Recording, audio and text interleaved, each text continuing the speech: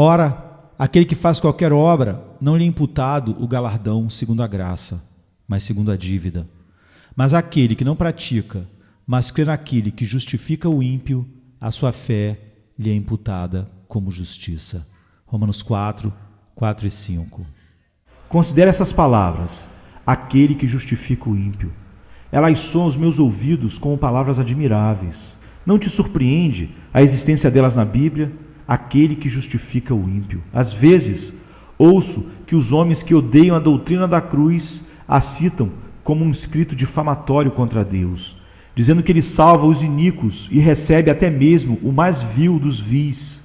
Veja agora como esta passagem que te apresentei aceita o escrito difamatório e claramente o estabelece. Pela boca do seu servo Paulo, pela inspiração do Espírito Santo, Deus toma para si mesmo o título de aquele que justifica o ímpio. Ele torna justos aqueles que são injustos, perdoa aqueles que merecem punição e favorece aqueles que não merecem favor. Pensa, não é verdade que a salvação era para os bons?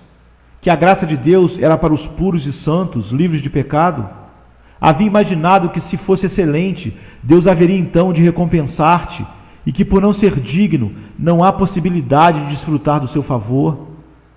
Deve estar de algum modo surpreso com a leitura deste verso também, aquele que justifica o ímpio. Não me espanta o seu espanto, pois apesar de toda a minha familiaridade com a abundante graça de Deus, também nunca deixei de me maravilhar com ela. Parece surpreendente, não é verdade, que um Deus santo justifica um homem pecador? Nós, de acordo com a legalidade do nosso coração, estamos sempre falando da nossa própria bondade e dos nossos próprios méritos, e teimosamente nos referimos a isso para dar a entender que há alguma coisa em nós digna de chamar a atenção de Deus. No entanto, Deus, que vê através de todas as decepções, sabe que não existe em nós nenhuma bondade. Diz ele: não há nenhum justo, nenhum sequer. Ele sabe que todas as nossas justiças são como trapos de imundície. Portanto, o Senhor Jesus não veio a este mundo procurar bondade e justiça entre os homens, mas trazer a bondade e a justiça com ele e concedê-las às pessoas que não as têm. Ele veio não porque somos justos, mas para nos tornar justos. Ele justifica o ímpio. Quando um advogado aparece perante a corte em defesa de alguém, se for um homem sincero, empregará esforços para provar sua inocência e justificá-lo perante o tribunal das coisas que lhe são falsamente atribuídas. Pois o propósito de um advogado deve ser sempre justificar o inocente e nunca obscurecer suas culpas. Não está nem no direito, nem no poder do homem justificar verdadeiramente o culpado. Este milagre pertence só a Deus. Deus, o Eterno, sabe que não há um homem justo sobre a terra que faça o bem e viva sem pecado. Portanto, na soberania infinita da sua natureza divina e no esplendor do seu amor inefável, empreendeu a tarefa não de justificar o justo, mas o ímpio. Ele arquitetou modos e meios de fazer o ímpio comparecer justificado diante dele. Para isso, estabeleceu um sistema por meio do qual, com perfeita justiça, pode tratar o culpado como se tivera sido livre de culpa toda a vida. Sim, como se for inteiramente livre do pecado. Deus justifica o ímpio. Jesus Cristo veio a este mundo salvar pecadores. Eis uma coisa surpreendente, uma coisa para ser admirada sobre todas as coisas. Para mim, até hoje, a maior de todas as maravilhas é esta, que Deus me tenha justificado a mim. Reconheço-me pessoalmente uma esponja de iniquidade, massa de corrupção, montão de pecados sem o seu onipotente amor, mas sei com plena certeza que estou justificado pela fé que há em Cristo Jesus, e sou tratado como se fosse perfeitamente justo, tendo me tornado herdeiro de Deus e co-herdeiro com Cristo. Contudo, por natureza, cumpre-me tomar lugar entre os piores pecadores. Eu, que sou inteiramente indigno, sou tratado por Deus como digno. Sou amado com tanto amor, como se sempre tivesse sido justo, sendo, na verdade, antigamente injusto. Quem pode deixar de assombrar-se com isto? Gratidão por um favor tal deve vestir-se com roupas de espanto. Agora, embora esta matéria seja grandemente surpreendente, não deixe de notar quão acessível ela faz o Evangelho para você e para mim. Se Deus justifica o ímpio, então, amigo, Ele pode justificar você. Não é essa espécie de pessoa que você é? Se neste momento ainda não é convertido, este nome te cabe muito bem. Tem vivido sem Deus, tem sido o oposto da piedade. Em uma palavra, tem sido e ainda é ímpio. Talvez ainda não tenha comparecido a algum lugar de culto em dia de domingo. Tenha vivido indiferente para com o dia do Senhor, a casa do Senhor, a palavra do Senhor. Isso prova que você é ímpio. Ainda mais triste, bem pode ser que alimente dúvidas a respeito da existência de Deus e não te envergonha de exteriorizá-la. Vive nesta terra agradável, toda ela cheia de provas da presença de Deus, e todo o tempo os seus olhos se mantiveram fechados às claras evidências do seu poder e da sua divindade. Tem vivido como se Deus não existisse. Na verdade, teria até se sentido alegre se pudesse demonstrar a você mesmo, com toda certeza, de que não há Deus. Possivelmente, tem vivido muitos anos deste modo, de maneira que está agora muito bem estabelecido em seus caminhos. No entanto, Deus não se encontra em nenhum deles. Se fosse chamado de ímpio, teria recebido um nome que te cabe tão bem como dizer-se do mar que ele tem água salgada. É possível também que seja uma pessoa de outro tipo, frequenta regularmente a todas as formas exteriores de religião e, no entanto, o seu coração não está nelas. Pelo contrário, mostra-se realmente ímpio. Embora tenha se reunido com o povo de Deus, nunca se reuniu com o próprio Deus. Tem estado no coro, mas ainda não louva a Deus com o coração. Tem vivido sem qualquer amor a Deus no coração e sem consideração para com seus mandamentos. Bem, você é exatamente o tipo de pessoa para quem este evangelho é enviado. Este evangelho que diz que Deus justifica o ímpio. Ele se enquadra perfeitamente a você, não é verdade? Oh, como eu desejo que você o aceite. Se é uma pessoa sensata, verá a admirável graça de Deus no que fez para um tal como é, e dirás a você mesmo: justificar o ímpio. Por que então não serei eu também justificado, e justificado de uma vez? Agora observe a seguir que assim deve ser, isto é, que esta salvação de Deus seja para aqueles que não a merecem, e nenhuma preparação tem para ela. É razoável que tal ensino se encontre na Bíblia, pois, prezado amigo, nenhum outro precisa de justificação, senão aqueles que não têm nenhuma justiça própria. Se alguns de vocês for perfeitamente justo, não precisa justificar-se. Você sente que está cumprindo bem com seus deveres e quase colocando o céu sob obrigação para com você. Que é que te falta com relação a um Salvador? Ou que necessidade tem de misericórdia? Que é que falta relativamente à justificação? Já deve estar cansado de ouvir o que estou dizendo neste momento, pois ele realmente não te interessa. Se alguém assumir tais áreas de orgulho, escute-me por um pouco, irá se perder tão certo quanto agora você vive. Vocês, homens justos, portadores de uma justiça da sua própria fábrica, vocês ou são enganadores ou enganados, pois a Escritura não pode mentir, e ela diz claramente: não há nenhum justo, nenhum sequer. De qualquer modo, não tenho um evangelho para pregar aos pecadores de retidão própria, nenhuma palavra. O próprio Cristo não veio chamar os justos, e eu não vou meter-me a fazer aquilo que ele não fez.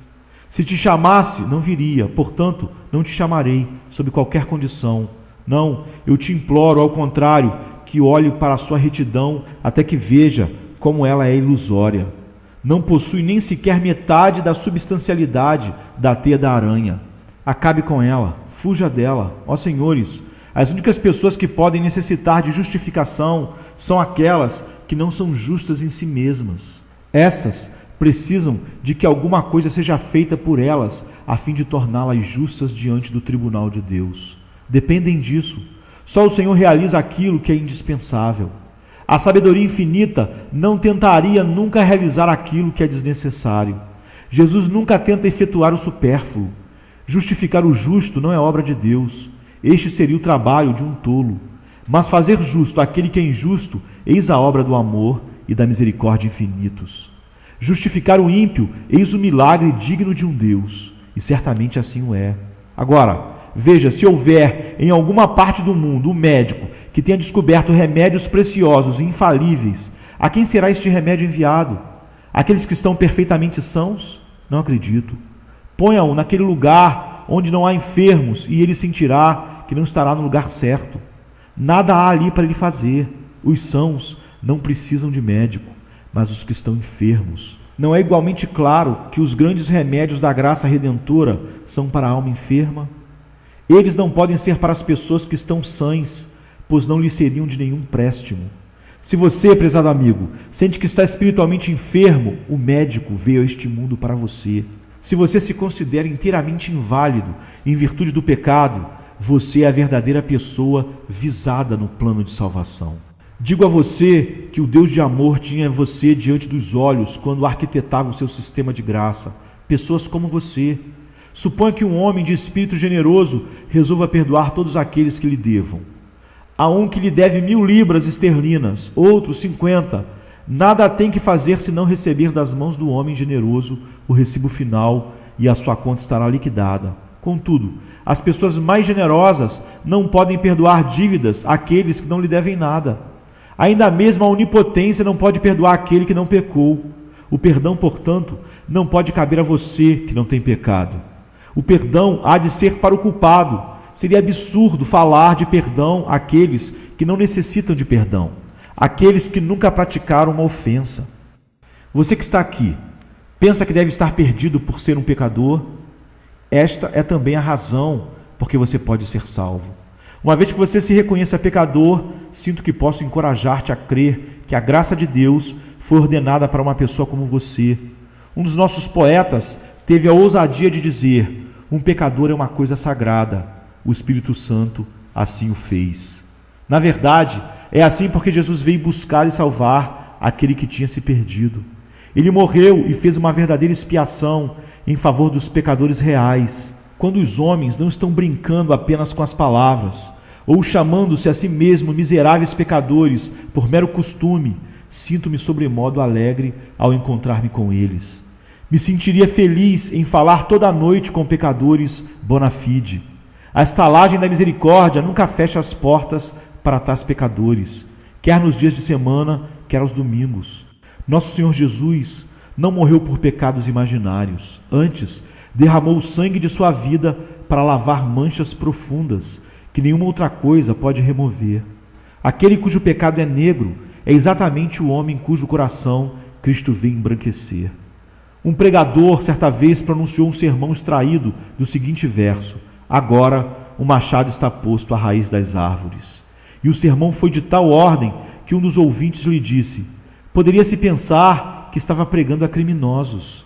Deveria ter proferido esta mensagem na cadeia do distrito. Oh não, disse o bom homem. Se eu estivesse pregando na cadeia, não teria usado aquele texto. Para lá, teria escolhido o seguinte: esta é uma palavra fiel e digna de toda aceitação, que Cristo Jesus veio ao mundo para salvar os pecadores. Assim é, a lei é para os que se julgam justos, a fim de abater-lhes o orgulho. O evangelho é para os perdidos, a fim de lhes remover o desespero. Se não está perdido, de que adianta um Salvador? Sairia o pastor em busca daquelas ovelhas que nunca se extraviaram? Por que varreria a mulher toda a casa a fim de procurar moedas que jamais caíram da sua bolsa? Não, a medicina é para a doença, a vivificação é para os mortos, o perdão é para os culpados, a liberdade é para os que estão em cativeiro e a abertura de olhos é para os que jazem na cegueira. De que serviria o próprio Salvador, a sua morte sobre a cruz, o seu evangelho de perdão, se não existissem homens culpados e dignos de condenação? O pecador é a razão de ser do evangelho. Vocês, amigos, para quem essas palavras são dirigidas, se são indignos, maldignos, inferno dignos, vocês são aqueles a quem o evangelho foi designado, planejado e está sendo proclamado. Deus justifica o ímpio. Desejaria tornar isto ainda mais claro. Espero que já o tenha feito. Contudo, embora esteja tão claro, só o Senhor pode fazer com que o homem o perceba. Parece, a princípio, imensamente surpreso a todo homem despertado que a salvação realmente lhe pertença, sendo ele perdido e culpado. Seu pensamento é que devia ser ele como um penitente, esquecido de que a própria penitência é uma parte da sua salvação. Ó, diz ele, eu devo ser isso e aquilo. Tudo isso é verdade.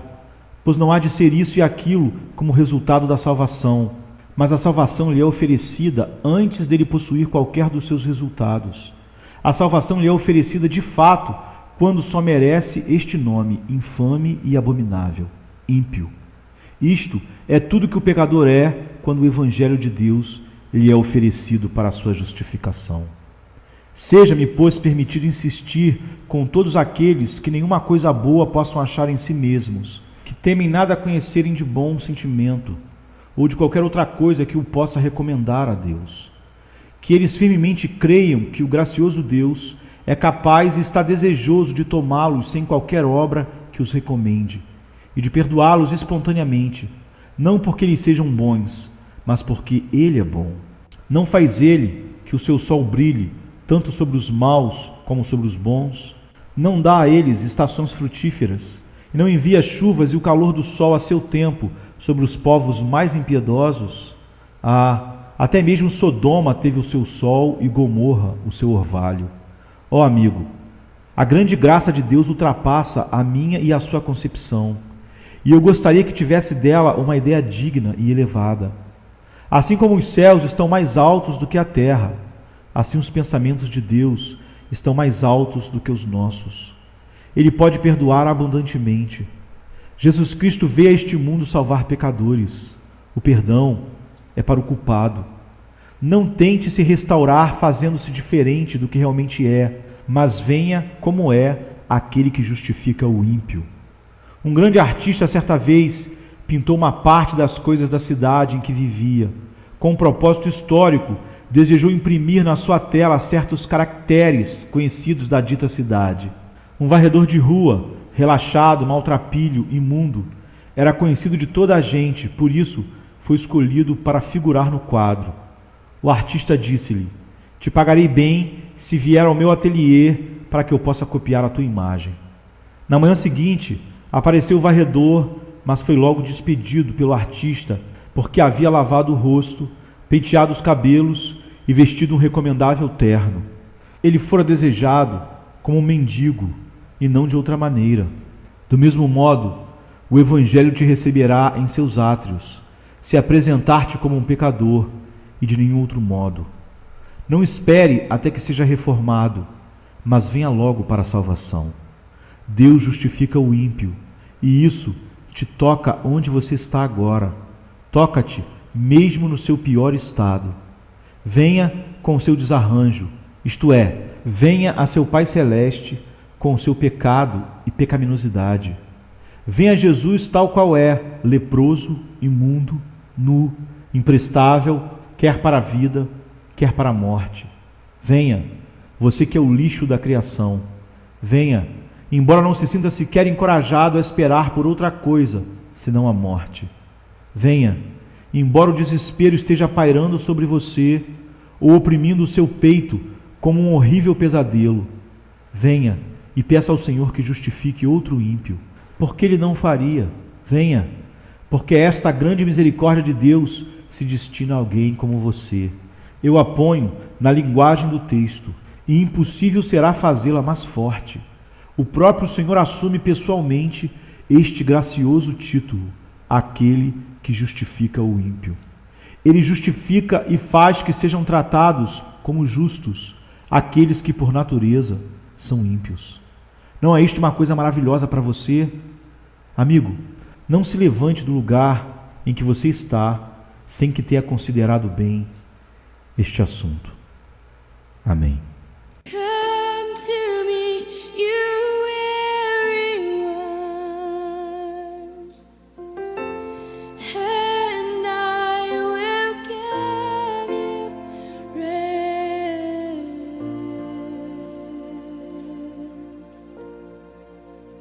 I will give you rest.